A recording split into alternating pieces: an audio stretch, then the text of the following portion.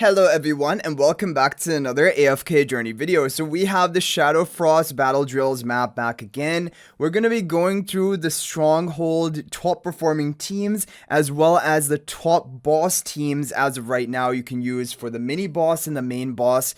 Hopefully this will be helpful. Let's go ahead and get right into it. This infographic was made by Odie and I will leave a link to the Yapala Discord in the description of this video where you can check out more information about battle drills.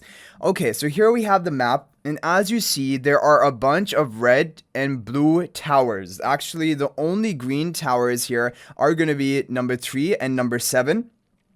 And this is important because there is color coding matching the teams to which towers you want to attack with.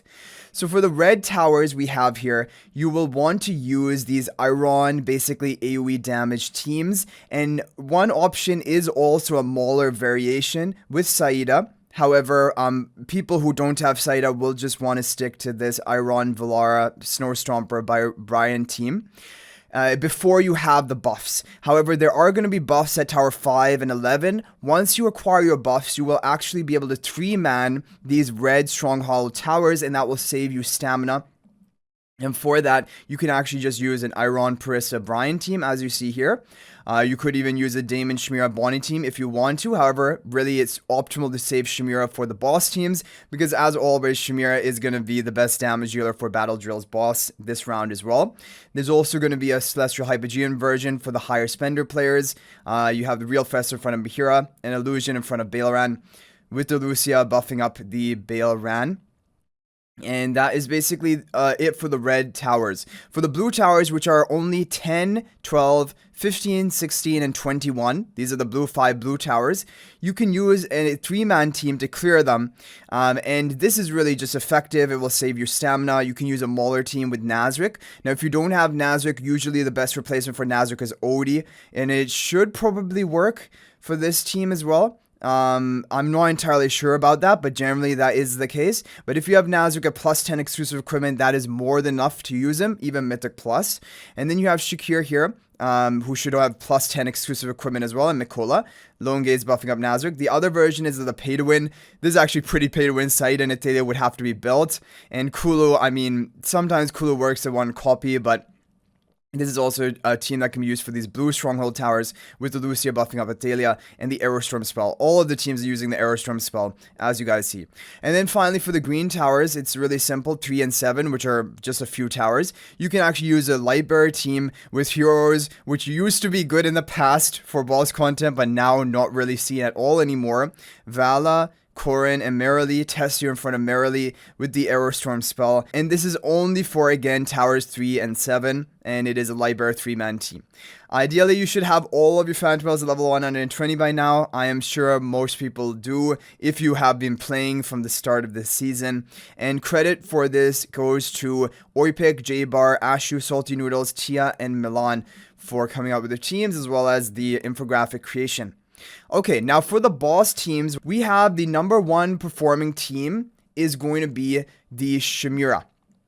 Of course, Shemira is just a beast for battle drills, guild supremacy, all of these kind of like pre-endless difficulty of bosses. And actually, the crazy thing is, it's recommended to have Marcille in here as another Lightbearer, rather than what we have seen in the past of sometimes, having Rowan behind the Shemira to buffer up somewhat. It is just going to be better to have Marcille and Cassidy. However, if you don't have Marcille and Cassidy built, my recommendation would be just run, like in the past or like in Guild Supremacy Boss, just run, rather than Marcille in this place, run Sonya, and on tile number 4, run Rowan. I mean, if you don't have Marcille and Cassidy, that's what I would recommend, and I'm sure it should do well. But yeah, this is all about buffing the Shemira comp, and then also some bonus damage from Marcille and Cassidy. Okay.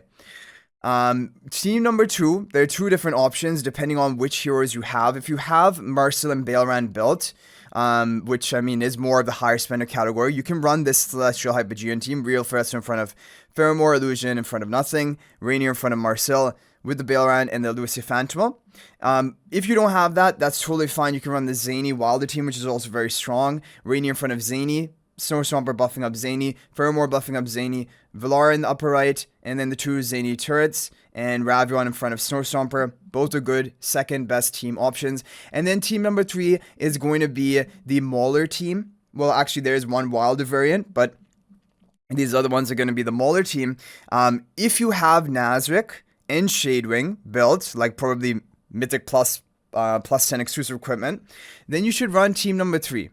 And Kulu is going to be best if you have her at Mythic Plus. If you don't have Kulu at Mythic Plus, you should replace Kulu for Thorin, basically. Because everyone has Thorin. If you don't have Kulu or Mahira at Mythic Plus, basically, or Supreme Plus Mahira, just run Thorin here. Is basically, they're all providing that debuff to the boss to increase the boss's damage taken. That's the only role of these heroes in the team.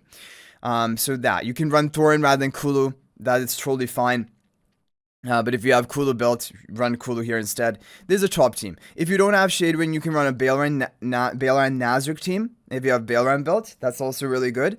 And again here, if you have Kulu built or Mahira fully built, then you can run them rather than Thorin, and it should be better, but Thorin is a good option. And then finally, if you don't have Nazrik, you can run this wilder Odie team as team number 3. It has Granny, Parissa, and Brian. And then Odie behind Granny and Faye behind buffing up the Odie with the Snow Stomper Phantomal. So there you have the 3 basically boss teams. All the Phantomals that you're using for boss teams should be max level, which should be no problem by now. And here's a charm priority, which is interesting and helpful. So Butcher on Shemira you probably already have. Shadewing, if you're using him, is arcane when the boss or the target is above 50% health, and is destructive when the boss is below 50% health. That's basically the tip. But you can just stick to one if you only have one. Sorcery on Marcille, and these are also best for PvP, so that's a good helpful thing. Gale for Zanie, which is different from well, I don't know, maybe Titanic should be tested in Battle Drills as well, but like in Ravage Realm, Titanic is best for Zanie, but in Battle Drills usually, and other content, Gale usually is recommended for Zanie. Insight for Baelran, Arcane for Pheromore, that's recommended for boss content. Now, Nazrik can be Butcher or Ruthless, whichever one you want. Gale on the Odie charms, and then a bunch of heroes here have the rainbow, which means basically any mythic set will work for them. This is not a major priority.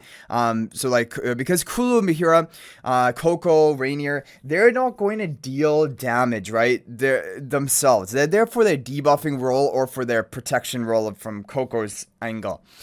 So you can run any mythic charm set just for the quality bonus. That is what you want for them.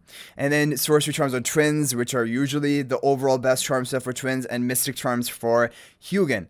And that is going to be it, guys. So the credits for this one goes to J-Bar, Oipik, Sultanus, Ashu, Tia Milan, and Rainis. So hopefully using these teams, you are able to help your guild out. You can also share this video with your guild or share the teams with your guild to help them get their top performance in Battle Drills. Again, it doesn't really matter after you've already cleared the boss one round, because you're going to get your 500 diamonds. But one interesting thing I realized is Battle Drills is actually a really effective way of earning gold. If you look at those, like each time you complete an objective or like a mission, your personal quest, you are going to get like 2 hours worth of gold. And that can be really helpful for people who are limited on gold. I think that's one of the major ways you can actually earn it. So that was an interesting thing, which I never really paid attention to. So anyway, guys, hopefully this is helpful. Good luck. If there's any other team that is working for you, you can feel free to share that in the comment section.